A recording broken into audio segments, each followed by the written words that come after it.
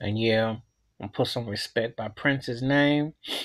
That guy was a very talented artist, musician, creative being, and also um, the fact that he spoke out on the behalf of his records, and that's why I don't want to. I wouldn't go buy it, no, it the one that's out with the piano microphone. But it's just, I'm glad to see that Jill Jones is getting her due with the essay, and Lisa Coleman, the keyboard player, was getting some love. But just like a Prince record coming on Warner Brothers, like a Michael Jackson record coming out on Sony, you'd have to almost give it away to me for me to even want to be bothered with, because I know that both those black men did not want anything to do with them racist record companies. It was just enough as business, and they went through 5 wars, as many other black artists do.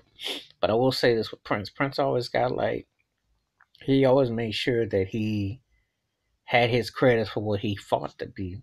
The tag of producer, arranged, composer, and performer. He fought for that tag. You know, he fought to make sure that he was heard for his musicianship and that he would continue to play live.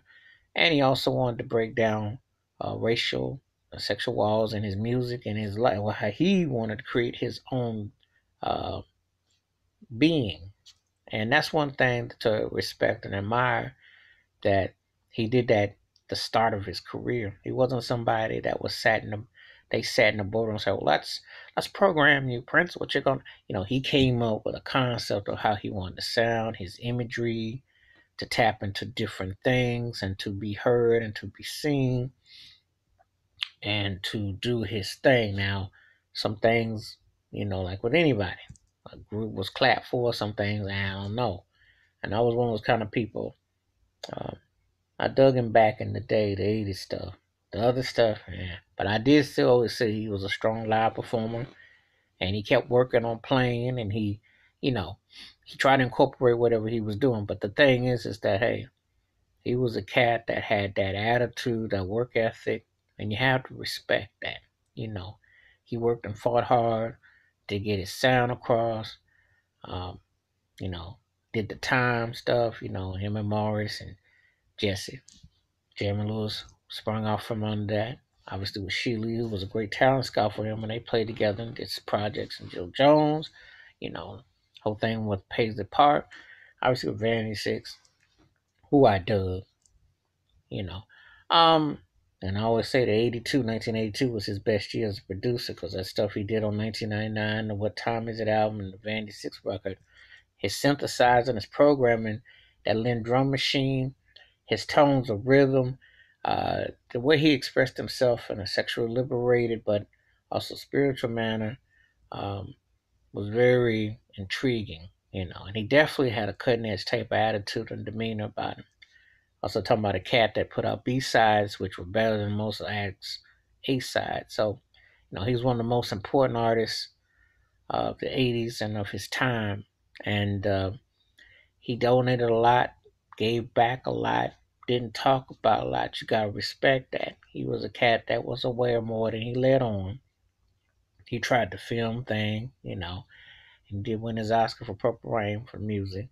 He tried different things, and that's what you ask an artist to paint their own canvas. Like I said, some things worked, some didn't, but you have to respect that this cat walked and danced to the beat of his own drum, and you also have to remind yourself that, a lot of the contributions he got, however, you always knew that it was his tag at the end of the day. That's the thing about it. And he had a work ethic, which that to me is the one thing about Prince more than anything that you got to respect and admire. This cat wasn't no lazy bones. He's about getting in there, getting that work done, putting that music on it. Whatever project he was working on, his mind was moving, because he'd be ready. He was thinking like old school. Because he came from putting out records the way James Brown did, the way Aretha Franklin did, the way the Jackson Five used to do it, the way the old school do it, Sly and the Family Stone. They would throw records left and right. Not now where you have to wait 10 years between releases or what have you. So his mind was projected away. The corporate life wasn't.